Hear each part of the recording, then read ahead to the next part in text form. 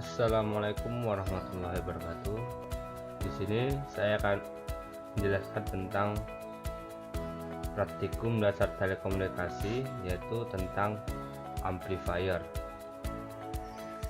Untuk tujuannya di sini menjelaskan prinsip kerja suatu rangkaian penguat, menghitung penguat suatu rangkaian penguat, menjelaskan prinsip kerja penguat berkala. Untuk dasar teori di sini, pengertian amplifier. Penguat amplifier adalah komponen elektronika yang dipakai untuk penguat daya atau tenaga secara umum. Dalam bidang audio, amplifier akan menguat signal suara yang telah dinyalakan dalam bentuk arus listrik. Pada bagian inputnya menjadi arus listrik yang lebih kuat di bagian outputnya. Rangkaian power amplifier dibagi dalam berbagai jenis. Di antaranya adalah power amplifier OT, output transformer, power amplifier OTL, output transformerless, power amplifier OCL, output capacitorless, dan power amplifier BTL, bridge transformerless. Lanjut, jenis-jenis atau kelas-kelas power amplifier di sini. Yang pertama, penguat daya kelas A. Penguat kelas A merupakan kelas penguat yang desainnya paling sederhana dan paling umum digunakan, seperti namanya, yaitu kelas A, yang artinya adalah kelas terbaik. Penguat kelas A ini memiliki tingkat distorsi sinyal yang rendah dan memiliki linearitas yang tinggi dari semua kelas penguat lainnya. Umumnya penguat kelas A menggunakan transistor single, transistor bipolar, FET, IGBT yang terhubung secara konfigurasi common emitter bersama. Letak titik kerja titik Q berada di pusat kurva karakteristik atau berada pada setengah VCC atau 2 dengan tujuan untuk mengurangi distorsi pada saat penguat sinyal. Penguat kelas A ini penguat sinyal input satu gelombang penuh atau 360 derajat. Yang kedua, penguat kelas B. Penguat kelas B ini diciptakan untuk mengatasi masalah efisiensi dan pemanasan yang berlebihan pada penguat kelas A. Letak titik kerja key point berada di ujung kurva karakteristik sehingga hanya menguatkan setengah input gelombang atau 180 derajat gelombang. Karena hanya melakukan penguatan setengah gelombang dan menonaktifkan setengah gelombang lainnya, penguat kelas B ini memiliki efisiensi yang lebih tinggi dibandingkan dengan penguat kelas A. Secara teoritis, penguat atau amplifier kelas B ini memiliki efisiensi sebesar 78,5%. Kelemahan pada penguat kelas B ini adalah terjadinya distorsi crossover. Yang ketiga, ini penguat daya kelas AB. Seperti namanya, penguat kelas AB adalah penggabungan dari penguat kelas A dan penguat kelas B. Penguat kelas AB ini merupakan kelas penguat yang paling umum digunakan pada desain audio power amplifier. Titik kerja penguat kelas AB berada di antara titik kerja penguat kelas A dan titik kerja penguat kelas B, sehingga penguat kelas AB dapat menghasilkan penguat sinyal yang tidak distorsi seperti pada penguat kelas A dan mendapatkan efisiensi daya yang lebih tinggi seperti pada penguat kelas B. Penguat kelas AB menguatkan sinyal dari 180 derajat hingga 360 derajat dengan efisiensi daya dari 25% hingga 78,5%. Untuk yang keempat, penguat daya kelas C. Amplifier atau penguat kelas C ini menguatkan sinyal input kurang dari setengah gelombang atau kurang dari 180 derajat sehingga distorsi pada outputnya menjadi sangat tinggi. Namun, efisiensi daya pada penguat kelas C ini sangat baik, yaitu dapat mencapai efisiensi daya hingga 90%. Penguat kelas C ini sering digunakan pada aplikasi khusus seperti penguat pada pemancar frekuensi radio dan alat-alat komunikasi lainnya. Yang kelima, penguat daya kelas D. Penguat daya kelas D ini menggunakan penguat dalam bentuk pulsa atau biasanya disebut dengan teknik pulse width modulation (PWM), di mana lebar pulsa ini proporsional terhadap amplitudo sinyal input yang pada tingkat akhirnya sinyal PWM akan menggerakkan transistor switching on dan off sesuai dengan lebar pulsanya. Secara teoritis, penguat kelas D dapat mencapai efisiensi daya hingga 90% sampai 100% karena transistor yang menangani penguatan daya tersebut bekerja sebagai switch binari yang sempurna sehingga tidak terjadi pemborosan waktu saat transisi sinyal, dan juga tidak ada daya diboroskan saat tidak ada sinyal input. Untuk alat dan bahan di sini, kita menggunakan software Proteus laptop resistornya 10K, LED read, LM741 oscilloscope, dan sinyal generator. Untuk prosedur percobaan di sini, yang pertama kita mencoba rangkaian inverting pada amplifier. Kita buka Proteus, buat rangkaian sebagai berikut. Setelah kita membuat rangkaian, jalankan rangkaian tersebut dengan mengklik play. Untuk selanjutnya kita mengatur panel pada oscilloscope dengan penguatan sebesar 5 volt atau diff dan timbesnya 1 miskon. Untuk selanjutnya kita mengatur sinyal generator dengan frekuensi 500 Hz dan amplitudo 2 volt.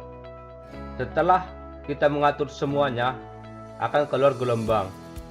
Di sini mahasiswa mengamati hasil keluaran tegangan tersebut dan jelaskan. Untuk yang kedua, percobaan rangkaian non-inverting pada amplifier. Kita membuka Proteus, buat rangkaian sebagai berikut. Setelah membuat rangkaian tersebut, mahasiswa menjalankan rangkaian tersebut dengan mengklik play. Setelah mengklik play, kita mengatur panel pada oscilloscope dengan penguatan yang berbeda. Untuk channel B ini sebesar 10 volt atau diff, dan channel D ini sebesar 1 volt per diff. Untuk timbesnya sebesar 1 milisekon. Jadi untuk channel B dan channel D ini sama timbesnya. Dan selanjutnya mengatur sinyal generator dengan frekuensi 500 Hz dan amplitudo 2 volt. Dan setelah mengatur semuanya, mahasiswa melihat keluaran gelombang dan mengamati hasil keluaran tegangan tersebut dan jelaskan. Terima kasih. Kita lanjut ke simulasi rangkaian. Langsung kita simulasi rangkaian. Di sini kita akan simulasi rangkaian.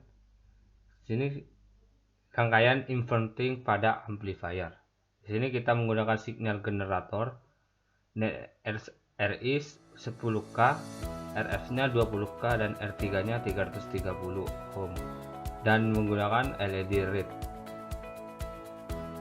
Dan ini menggunakan LM741 dan menggunakan oscilloscope dan menggunakan powernya ada dua, power plus dan power min, yang di sini menggunakan 12. Langsung kita rangkai semua.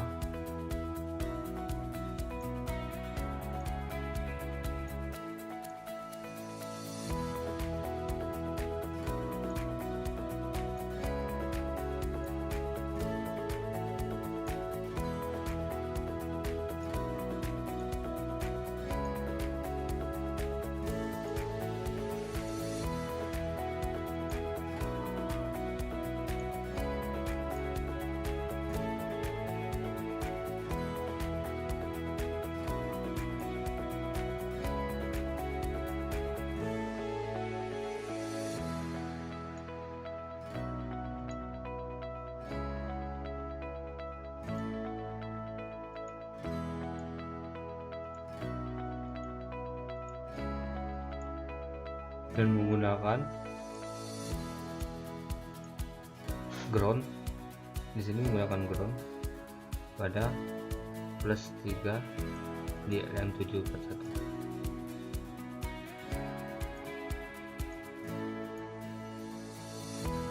Oke, setelah selesai melakukan, kita langsung mengklik play. Klik play, kita atur.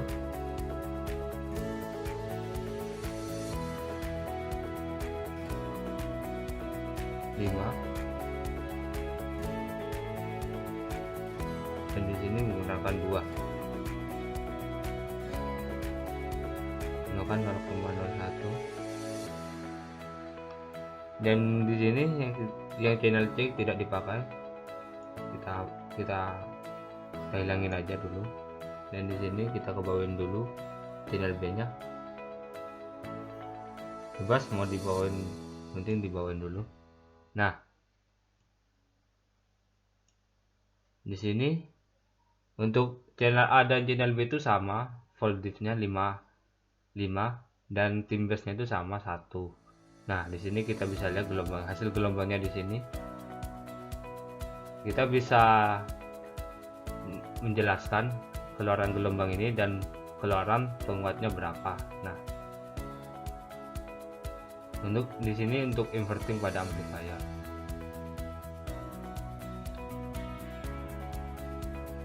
Terus kita ke non inverting. Nah, di sini untuk non invertingnya kita mulai lagi. Untuk percobaan kedua yaitu non inverting pada amplifier. Langsung kita rangkai semua. Untuk RI nya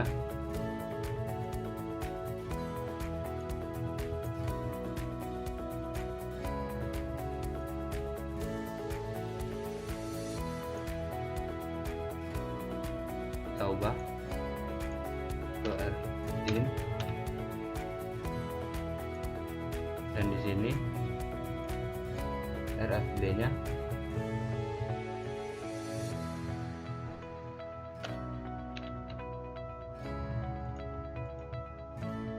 dan untuk powernya di sini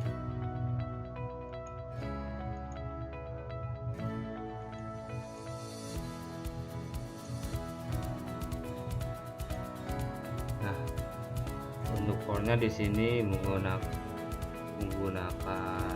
min 12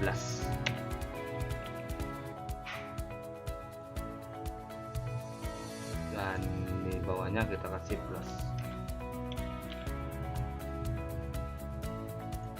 Selesai kita ngambil osiloskop. Sini kita taruh di sini aja.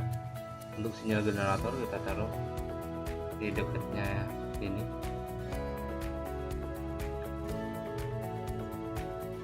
Nah, terakhir kita sambungkan.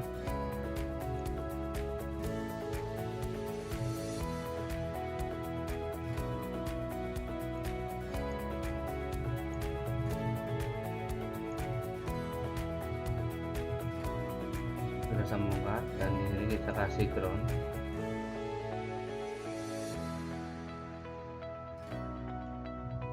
Dan juga di sini resistornya kita kasih ground, kita sambungkan dulu.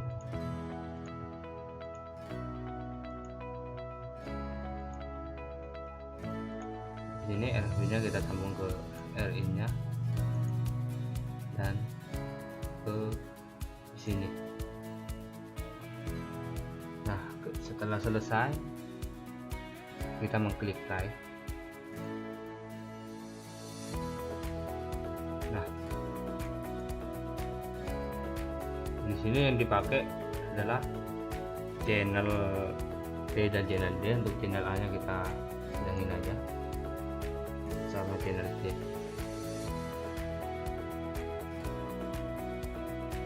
Nah, untuk di sini untuk channel B nya voltage nya kita kasih 10 dan untuk channel D nya kita kasih 1 dan untuk timbasnya sama. Nah, di sini kita atur generator.